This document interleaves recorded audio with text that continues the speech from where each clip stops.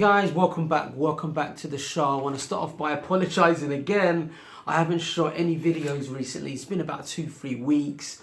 It's that time of year that I have so much family over for Christmas. They come over for Cyprus, Greece, from the States to see us, and I'm busy entertaining, guys, which means I put on about 2-3 stone every Christmas that I have to lose early spring next year. But anyway, it's all fun and games anyway. But let's get straight to the watches. And you know, I was really thinking about what I was going to shoot today, because it's like I've had quite a few emails. I know that I promised that I was going to review quite a few of the watches that are in my collection. I just haven't got round to it, guys. It will get done. I promise you, it will get done at some point. I am planning a lot more things on the channel. I'm going to grow the channel next year. So I'm going to be adding quite a few things to my studio setup. I'm going to improve the lighting, the sound. Everything is going to be improved. Yeah, it's my New Year's resolution for the channel. But one thing that was asked, and I've had quite a few questions like similar to this, that if I had £1,000, what watches would I consider buying for myself? Okay. Now, as you guys know, I'm quite a generic watch lover. I like anything from vintage watches right up to your modern, you know, G-Shock, to your horological timepieces, you know, as well, from Seiko Presage, from Rolex, Patek Philippe, you name it. I appreciate most watch brands. I think all of them have a purpose and offer something. I'm not into designer watches or fashion watches, but that could be debatable. You know, if you've got entry-level, below-level watches, some people would say they are, you know, fashion watches as such. But, you know, they're probably right, you know. But, you know, when I was looking at the watches around the £1,000 mark, give and take, I actually went into Ernest Jones, because they've got a real wide selection of watches around about that price point, and I got a feel for them. So I went into the Longines. I thought, let me check out Longines. I haven't really checked them out for a while. Haven't really been on my radar that much. I wanted to see what's out there. And I went and had a look at some of their dive watches. And one that did take my interest was the Longines Hydroconquest diver. Absolutely stunning watch. And I think it was about £1,100. So I'm sure with a bit of a negotiation, you know, you could get a bit of a discount and get it for under £1,000 at Ernest Jones. And had a look at the watch. I put it on. I nearly bought the watch. I had to hold back because I've got plans and I've got a budget on what watches I'm going to buy. But I like the watch. You know, if I was going to buy a watch for £1,000, that is one I would definitely consider. So I look at the image there. It's beautiful. It comes with a blue or black dial. It's an absolutely stunning watch. It's got a timeless look. Diver. It's ISO certified, 300 meters, water resistant. In terms of the movement, I did some research on that to find out what movement it is. The Longines 663 caliber. Okay, so it's a mechanical automatic movement, and it's based on the ETA 2824 caliber. And I understand that movement is recognized as being a real workhorse of a movement, a real reliable movement, and you know, it's a tool watch end of the day. So this is a watch that would be like you know, a beta watch that you could wear every day, that you could bash it about and be proud of. Okay, now I went on to some of the Longines forums, and the impression I got on this Longines watch is that it's become, since 2007, it's become a little bit of an iconic watch for them, to be fair. People absolutely love them. It's a really good timepiece, and people sing their praises, and people are really, you know, I don't know what it is, maybe some people have got the Longines bug as well, but it's becoming a very popular watch for Longines at the moment. So they're doing really well, and that is definitely a watch that will be on my radar, guys, if I wanted to consider a diver's watch for the £1,000 mark.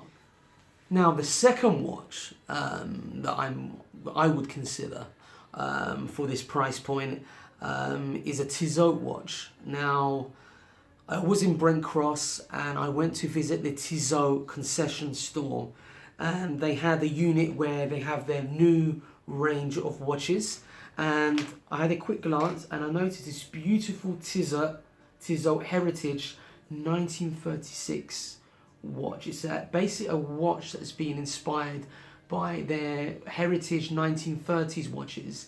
And those of you that know about watches in the 1930s, it was very much pocket watch orientated, and there was a transition between pocket watches to wrist watches. And that Tissot watch is absolutely stunning, you guys. Have a look at the picture. It looks absolutely gorgeous, and I love that Tissot sort of like classical vintage logo. The watch just looks so cool. It oozes class. I'm a big vintage watch fan.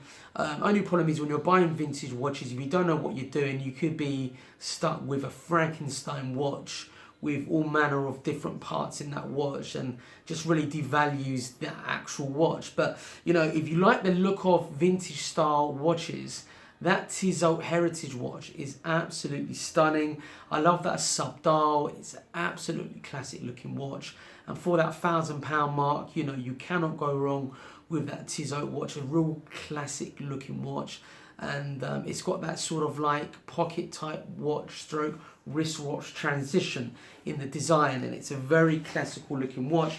Now, I did some research on the forums to see what people's perception of this, because it's a new watch, so you never quite know how the watch community is going to take to the watch. But yeah, it wasn't a surprise. Everybody absolutely loved it, especially if you're a vintage watch fan and you fancy buying a new piece with the quality design of a beautiful vintage watch. And you know, it's inside the Heritage 1936 uses a ETA 64981, which was originally developed as a pocket watch movement in the 1950s. Okay, which is great. So Tissot have gone that extra mile to really give you that heritage in that watch.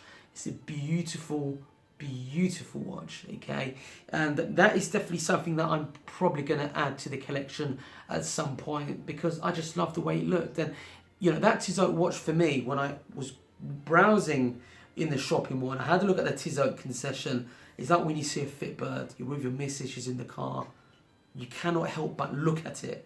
You know, you stare at it for about half an hour, and yeah, I nearly bought the watch, but I thought, you know, don't buy it yet, because just to see what's out there. So for me, these are new watches that have just come on my radar. I may feel differently in the new year, but you know, at some point, you know, if I still feel the same, you know, come February next year, the Tissot Heritage will be coming to my collection very soon. Okay, now the other watch that I'm going to discuss now is a watch really, and I was contemplating quite a few different watches at this point. You know, these first two were quite easy for me because they're pretty new to me. You know, they haven't been on my radar that long. So, you know, I was thinking, yeah, I like the look of them, so why not? But the other watch that I'm going to discuss is, and I feel I have to discuss it because at the end of the day, when you're looking at an affordable bang per buck watch, you have to consider a Seiko mechanical watch. And the Seiko Presage range of watches are absolutely great in my opinion. You know, the Seiko Presage SAR X035, classical looking Seiko watch. You cannot go wrong. They call it the baby grand Seiko for a reason, because of the finishing quality to that timepiece, and it's a lot better than its competitors, its Swiss competitors. In that price point, there aren't many Swiss watches, in my opinion, that can match it for quality. I do own a Seiko Presage watch that I absolutely love, guys, and it's a very, very good watch. And you could get it for about, I don't know, you know, about £600-700, maybe less than that, £400 to £500, and you save yourself £500, and you can put that towards buying another, you know, maybe one of your holy grail watches that you've been looking to buy. I don't know, maybe an Omega Speedmaster Professional or Rolex Datejust, whatever it may be. Okay, so those three watches for me, for under the £1,000 mark, are great bang per buck, quality, well respected watches that you cannot go wrong. Look, they are not really, I would say, holy grail watches. They're not in-house movements, apart from the Seiko watch there.